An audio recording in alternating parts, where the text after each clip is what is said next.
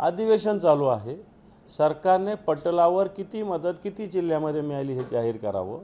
दुसरी गोष्ट, केंद्र सरकारकडे अहवाल पाठवला, केंद्रीय मंत्र्यांनी सांगितलं की अहवाल आला नाही, दुसऱ्या दिवशी त्यांनी खुलासा केला की अहवाल आला। केंद्रीय मंत्री शिवराज सिंह चौहान यांच्या हेतूविषयी प्रामाणिकतेविषयी बिलकुल आम्ही शंका घेऊ शकत नाही। शिवराज सिंह चौहान अतिशय प्रामाणिक व्यक्ती आहे, प्रामाणिक मंत्री आहे, शेतकऱ्यांचा कणवाळा असणारे मंत्री, याच्याविषयी मनात शंका असायचं काहीच कारण नाही। मग त्या मंत्र्यांना खोटं पाडलं गेलं, खोटं बोलावं लागलं महाराष्ट्राच्या याच्यामुळं। जर हा अहवाल आधीच पाठवला तर हा अहवालसुद्धा किती रकमेचा, किती तरतूद व्हावी अशा प्रकारचा हा सुद्धा विधिमंडळाच्या अधिवेशनात पटलावर आला पाहिजे, परंतु सरकार हे करणार नाही, कारण सरकारची मदत अजून पोहोचलेली नाही। सरकारने अहवाल उशिराच पाठवलेला होता। एकीकडे शेतकऱ्यांना ज्या मदतीची गरज असताना ती दिली जात नाही, एकीकडे या सत्ताधारी पक्षाचे लोक नगरपालिकेच्या निवडणुकामध्ये 10-10 हजार रुपये 5-5 हजार रुपये मतदाराच्या घरी पाठवतात। एकीकडे अशा पद्धतीनं एवढ्या नोटाच्या रास, ज्याला म्हणतात धान्याची जशी रास अशी जशी नोटांची रास या मंत्र्यांकडे या आमदारांकडे पडलेली आहे। माझा मुद्दा तोच आहे की एकीकडे शेतकरी दिवाळी साजरा करत नाही हे आणि हे एकीकडे राज्याचं दिवाळं काढतायत।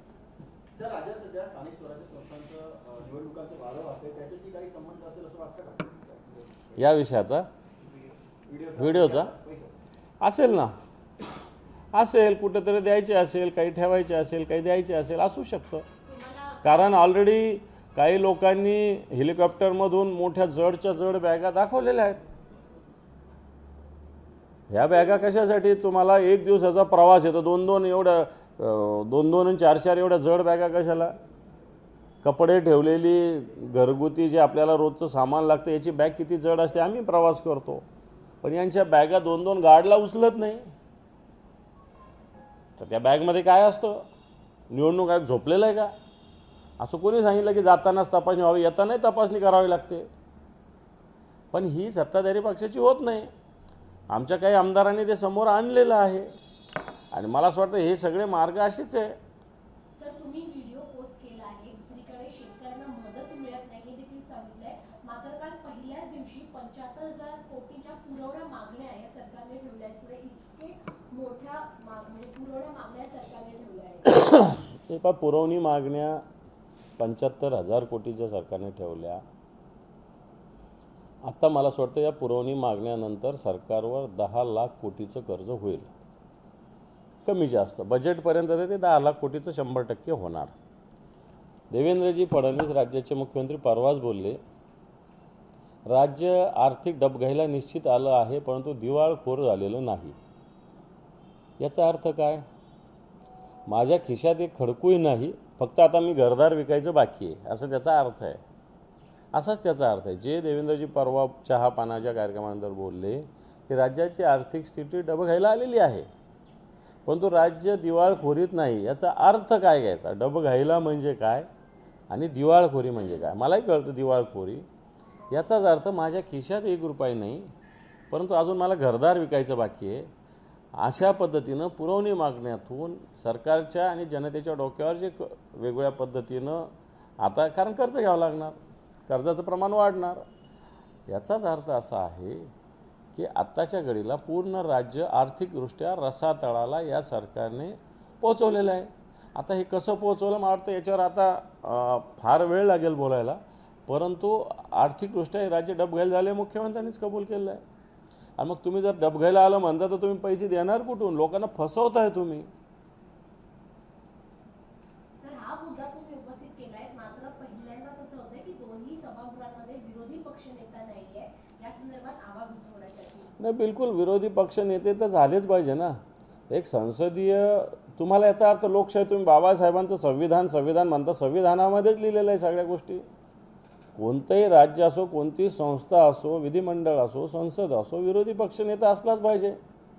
विरोधी पक्षनेता डोळ्यात तेल घालून सरकारच्या कामकाजावर नियंत्रण ठेवतो, नजर ठेवतो, किंवा नाही नियंत्रण राहिलं तर नजर तर ठेवू शकतो, परंतु सरकारला ते सुद्धा नको आहे, सरकारला ते सुद्धा नको आहे। आणि म्हणून दोन्ही सभागृह विरोधी पक्षनेत्या विना आत्ताच्या घडीला आहे। सगळ्या व्हिडिओच्या वादावरून संतोष देशमुख यांच्या हत्येनंतर हॉस्पिटलमध्ये जे फोटो काढले होते ते पहिल्यांदाच समोर आले, 1 वर्षाच्या काळानंतर. तर आता मनोज जरांगे पाटील मागणी करतायत की धनंजय मुंडेंवर कारवाई करावी अजित पवारांनी. धनंजय मुंडे यांना सह आरोपी केल्याशिवाय धनंजय देशमुख केस स्ट्रॉंग होऊ शकत नाही.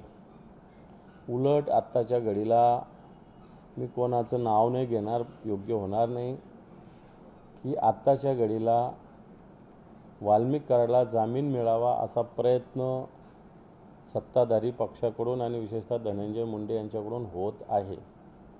त्यांनी भर सभेमध्ये वाल्मिक कराडांची आठवण काढून या घटनेला दुजोरासुद्धा दिलेला आहे. जे वकील याच्यामध्ये केसमध्ये लक्ष देत आहेत त्या वकिलांचंच हे मत आहे की राजकीयदृष्ट्या वाल्मिक कराड यांना या केसमधून पूर्णपणे बाहेर काढण्याचा प्रयत्न धनंजय मुंडे यांचा चालू आहे आणि त्याला अजितदादा साथ देत आहेत की नाही देतात हे मला माहिती नाही. देऊ नये त्यांनी, अजून मला याची माहिती नाही, परंतु धनंजय मुंडे याचा प्रयत्न करतात हे सत्य आहे. या सगळ्या व्हिडिओच्या वादावरून आता अशी प्रतिक्रिया सगळ्या या शिवसेनेच्या नेत्यांकडून दिली जाते की आता रायगडनं छत्रपती संभाजीनगरला आव्हान दिले ते अंबादास दानवेंनी स्वीकारावं. गोगावले म्हणाले. काय आव्हान दिलं? इथून पुढे काय आव्हान आहे? नव्या वादाला आम्ही तोंड हे करतो. ठीक आहे, स्वीकारतो. काय असेल त्याचा वादाला तयारी आमची सामोरं जाण्याची, बिल्कुल तयारी. सर भ्रष्टाचार को लेकर क्या कुछ होता है? कौन से? सर आपने जिस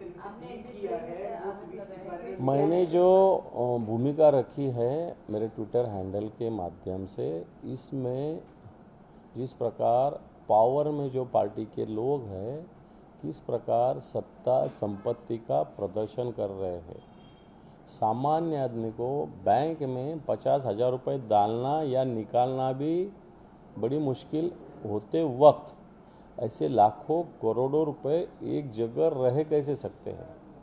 उससे बात करने वाली व्यक्ति कौन है? वो सत्ताधारी पार्टी के है क्या? सामने वाली व्यक्ति कौन है? इसमें सरकार ने पूरी तरह एक प्रकार की जांच करने की आवश्यकता है.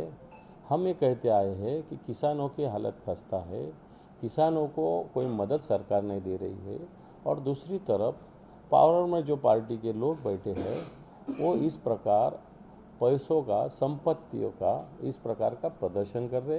ये संपत्ति आती कहाँ से है? क्योंकि हमने पहले ही जिस टाइम गद्दारी शिवसेना से हुई थी, बगावत हुई थी, गद्दारी हुई थी, बगावत नहीं कहेंगे हम उसको, गद्दारी थी वो, उस वक्त जनता में 50 होके एकदम होके एक घोषणा आई थी, उसका गुस्सा इन लोगों को आता है. अब ये इतना सब है तो ये सही है ना, ये सब बातें, ये 50 क्या 500 होके वो आ सकते, इतने सब पूरे नोटों के ढिगार जिसको बोलता है, हिंदी में क्या बोलते हैं मुझे नहीं पता, लेकिन इस प्रकार का अगर हो रहा है तो ये कहाँ से आता है? ये तो भ्रष्टाचार से आता है. ये तो कोई किसी ने खेती के उत्पन्न से नहीं लाया है, किसी के फैक्ट्री से इनकम में से नहीं लाया है, कोई नौकरी में से नहीं लाया है. ये तो जनता को लूट मार करके लाए पैसे, और इसकी जांच सरकार ने करना चाहिए. सर लेकिन सर पहले भी ऐसे जो वीडियोस हैं वो वायरल हुए हैं, जो शिवसेना के मिनिस्टर्स हैं उनके वीडियो वायरल हुए हैं. किस सर देखते सर जब ऐसे वीडियोस वायरल होते हैं, अब ये भी नया आया है. ये देखो, हमारा काम है जनता में जागृति करना, हम वो कर रहे हैं, बाकी जनता तय करेगी. हमने पीछे भी हमारे नेता संजय जी राउत साहब ने ये वीडियो सामने लाया था, उस पर तो सरकार ने अभी तक कुछ किया नहीं. कुछ कर रहे होंगे गुप्तता से तो वो मुझे पता नहीं है, लेकिन इसमें तो भी सरकार ने कुछ करना चाहिए. इस प्रकार का चलो ठीक है, मेरे खुद के पैसे बता दो, कोई प्रॉब्लम नहीं, तुम्हारा इनकम होगा तो तुम बता सकते हो, उसको क्या छुपाने की ज़रूरत क्या है? अगर मेरा उत्पन्न उतना होगा, इनकम उतना होगा तो मैं बता सकता हूँ, उसको कोई डरने की ज़रूरत नहीं है. वो होगा तो उन्होंने सरकार ये लोगों ने वो बताना चाहिए. उल्टा ये अलग अलग आरोप प्रत्यारोप कर रहे हैं. मैं बोलता हूँ जिस इश्यू हमने रखा है उस पर बात करने की ज़रूरत है. आज किसानों को मदद नहीं मिल रही है, बच्चे बेरोजगारी से घूम रहे हैं, उनकी स्कीम लाड़का भाव बंद, लाड़की बहन, हज़ारों करोड़ 10-20 लाख महिला कम, ये तुम कर रहे हो, और ये पैसा कहाँ लेके जा रहे हैं, किसका है? इसका मतलब तुम जनता को लूट के खुद के घर भर रहे, लेकिन जनता को रास्ते पे ला रहे। लेकिन सर इसके पीछे किसका नाम सामने आता है कि आपको भी शायद इसमें पता होगा कि किसका नाम? मैंने दिया ना। किसका नाम क्या सवाल है? मैंने किया ट्वीट, तो मेरा वीडियो है, मैंने भेजा है। उसको क्या किसका नाम लूँ मैं? मैंने खुद भेजा है। वीडियो में कौन व्यक्ति है जो पैसे दे रहे हैं, क्या लगता है आपको? ये देखो, आप ढूंढो अब वो।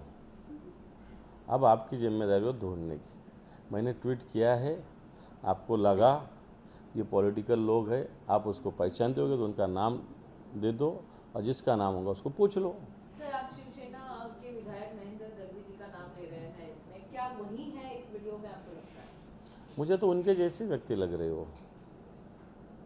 सर, पीएम मोदी का जो है पार्लियामेंट में ये स्टेटमेंट आया है, वंदे मातरम के डिबेट में उन्होंने ये कहा है कि कांग्रेस जो है वो वंदे मातरम को लेकर तुष्टीकरण की राजनीति करती है।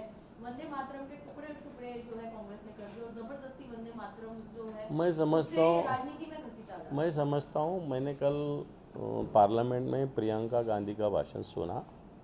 उन्होंने वंदे मातरम गीत कितने इसका था वो बताया, वो किस प्रकार उन्होंने कम किया वो भी बताया।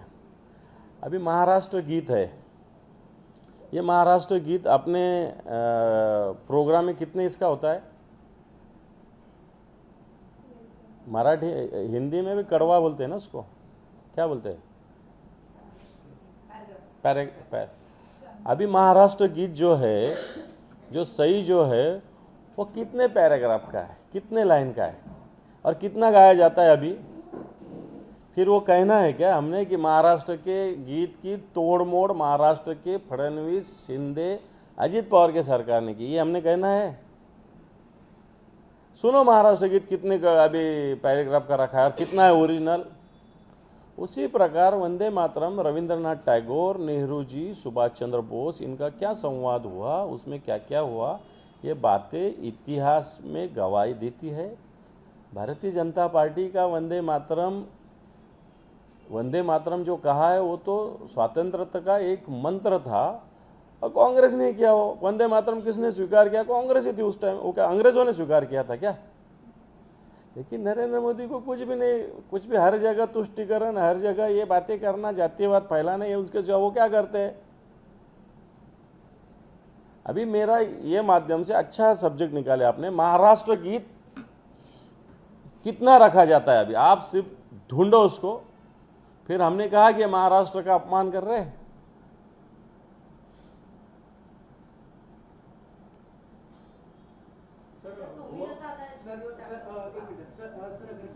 असेंबली सेशन शुरू है, असेंबली सेशन के बीच में जो है प्रताप सरनायक और भास्कर यादव की मुलाकात होती है। उनका ऐसा कहना है कि ऑपरेशन टाइगर शुरू है करके। किस तरह देखते सर जब ऐसे? ये देखो, अधिवेशन में ऐसे सब लोग मिलते हैं, इसमें कोई किससे मुलाकात हुई, किसी ने किसी को सेकेंड किया, बोल तो ऑपरेशन टाइगर शुरू हुआ, ऑपरेशन लायन शुरू हुआ, ऑपरेशन डॉग शुरू हुआ, कुछ भी बातें में कोई वैल्यू नहीं है। ऐसे सेशन में पार्लियामेंट का हो, अपने इधर का महाराष्ट्र का हो, ऐसे लोग सभी पार्टी के एक से मिलते जुलते हैं। मिलना जुलना कोई हमारी पर्सनल कोई किसी से दुश्मनी थोड़ी है, हमारा एक विचार की लड़ाई, वो लड़ रहे हैं हम सब। सर, मराठीमध्ये सायनमध्ये 2 एकरचा भूखंड असलेला बीएमसीची जागा आहे आणि ती बीएमसी महानगरपालिकेने आता विश्व हिंदू परिषदेला 30 वर्षासाठी भाडेतत्वावरती दिलेली आहे। प्रशासनाने तशी मंजुरी दिली, कसं बघताय आता? मला याच्यातली माहिती घ्यावी लागेल, परंतु अशा पद्धतीनं जागा ज्या आहेत,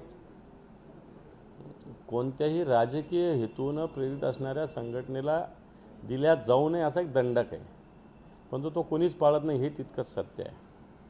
पण मला याच्यातली माहिती घ्यावी लागेल। विश्व हिंदू परिषदेला दिली का काही संस्था असतात, विश्व हिंदू परिषदेला दिली नसेल असं माझं मत आहे।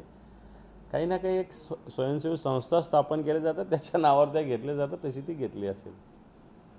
सर, गोवा में जिस तरीके का अग्निकांड हुआ था जिसमें 25 लोगों ने जान गंवाई, उसके जो ओनर्स हैं लूथरा ब्रदर्स, वो फिलहाल देश से भाग गए हैं। किससे जिम्मेदार मानते हैं कि जो गिरफ्तारी है उसमें कहीं कहीं देरी हो रही है, जो जिम्मेदार है वो देश के बाहर भाग गए बचने के लिए? मैं समझता हूँ जो कोई मालिक है, मैनेजर, इनको अरेस्ट करना चाहिए, कोई भी रहो। और कहीं भाग के गया बोलते आदमी थोड़ी भाग के जा सकता है। पुलिस में दम है, ताकत रहती है अपने पुलिस में, कहीं से भी ला सकते खींच के। चलो बस। पार्लियामेंट में ऊपर जो है इलेक्ट्रल रिफॉर्म्स के ऊपर चर्चा होने वाली है, किससे देखते हैं सर इलेक्ट्रल रिफॉर्म्स के ऊपर पार्लियामेंट में चर्चा होने वाली है वंदे मातरम के बाद? एक तो सही में देखा जाए तो इलेक्ट्रल रिफॉर्म पे चर्चा करनी है तो वंदे मातरम पे करना पड़ेगा, ऐसा पार्लियामेंट में हुआ। वंदे मातरम तो अपना राष्ट्रगान है, उसमें कोई चर्चा की ज़रूरत ही नहीं, वो तो अपना अभिमान है, अपना स्वाभिमान है। लेकिन इलेक्ट्रल रिफॉर्म में बहुत सारी बातें हैं। सरकार 1 नेशन 1 इलेक्शन कहता है, 1 नेशन 1 इलेक्शन, लेकिन सिंपल काउंसिल का इलेक्शन एक वक्त नहीं ले सकते, ऐसी स्थिति सरकार की है। Simple corporation, council, local body, जिला परिषद, पंचायत समिति, ये तक सरकार एक साथ नहीं ले सकती। अगर रिफॉर्म की बात सरकार कहती है, इलेक्ट्रल जो अपनी वोटिंग लिस्ट है, 10-10 साल हो गए, लोग मर के एक्सपायर हो के, उनके नाम भी लिस्ट में से हटते नहीं हैं। जो लोग 10-10, 20-20 साल हुए हैं, एक जगह से दूसरी जगह शिफ्ट हुए, उनके नाम भी हटते नहीं हैं। ये सब इलेक्ट्रल रिफॉर्म में आता है। ये सब बातें इलेक्ट्रल रिफॉर्म में आना चाहिए। पूरे वर्ल्ड में हर जगह की कुछ देश की इस प्रकार अभ्यास करने के बाद अपने देश में भी ऐसी कोई तो भी अलग नीति लाना पड़ेगा। नहीं तो अपना क्यों 60% होता है वोट, क्यों 55 होता है, क्यों 43 होता है। रिफॉर्म में तो मैं समझता हूँ कि हर देश के आदमी को तो सब में पहले तो वोटिंग 100% कंपल्सन, सब में पहले रूल आना चाहिए, बाद में सब बातें। जब अगर मैं वोटिंग नहीं करता तो मुझे अधिकार मांगने का देश से क्या अधिकार होता है। सब में पहले तो इलेक्ट्रल रिफॉर्म में मैं तो समझता हूँ 100% वोटिंग ये सब में पहले लाना चाहिए। अगर मैं वोट ही नहीं करता और मैं सरकार को सिखाता हूँ, मैं इसको सिखाता हूँ, मैं ये हक मांगता हूँ, मैं वो सुविधा मांगता हूँ, तो ये मुझे नैतिक अधिकार नहीं है। मैं तो समझता हूँ शुरुआत ये इससे करना पडेगी। सर, गोव्याला जी दुर्घटना घडलेली आहे त्यामध्ये जे मुख्य आरोपी आहेत ते आता फुकेटला गेल्याचं आता पळून गेल्याचं समोर येत आहे। विशेष म्हणजे सध्या इंडिगोचं क्रायसिस चालू आहे, सामान्यांना विमान मिळत नाही आणि त्याच इंडिगोने हे 2 मुख्य सूत्रधार फुकेटला जातात। इंडिगो विषय स्वतंत्र आहे आणि हा विषय स्वतंत्र आहे। कोणी आरोपी अशा पद्धतीनं दुर्घटना होते आणि 25 लोकांच्या वर बळी जातात। मला वाटतं या सगळ्या याच्यातून सरकारने सगळ्याच गोव्यात घटना झाली म्हणून गोव्यापुरती न मानता याला युनिफॉर्म कोड सगळीकडे बनवले पाहिजे, आपल्या महाराष्ट्रात, मुंबईमध्ये सुद्धा। मागे असंच एका शाळेत दुसऱ्या मजल्यावर झाल्यानंतर काही रिफॉर्म आपल्याकडे झाले होते, परंतु तेवढ्यापुरते ते असतात। मागे बदलापूरची घटना झाल्यानंतर काही शाळेत सूचना दिल्या, पण अजून त्या गोष्टी झाल्या नाहीत। तशाच या घटनेकडे बघून युनिफॉर्म अशा पद्धतीने नियम आणावे लागतील 1, आणि जे लोक याच्यात आहे त्याच्यावर कारवाई करावी लागेल 2। आणि इंडिगोचं जर म्हणाल तर मला असं वाटतं इंडिगोवर कारवाई करायला सरकार धजत नाही की इंडिगोचे, मला असं वाटतं जाणीवपूर्वक इंडिगोला टार्गेट केलं जातं, हे कळायला मार्ग नाही। कोणती एखादी खाजगी कंपनी तर येणार आहे का, तिला अदानी अंबानीची ती बघावं लागेल, आणि इंडिगो कशा पद्धतीनं पळून जाईल असा प्रयत्न केंद्र सरकारच करतं की काय, हे सुद्धा भूमिकेची तपासणी केली पाहिजे असं मला वाटतं। मंत्री संजय शिरसाट त्यांनी महेंद्र दळवी यांचा जो व्हिडिओ व्हायरल होतोय त्याच्यावरती त्यांनी दावा केलाय की हा व्हिडिओ जो आहे तो AI जनरेटेड व्हिडिओ आहे, असं संजय शिरसाट म्हणतात। आता संजय शिरसाट मोठे संशोधक झाले आहेत। चला, थँक्यू।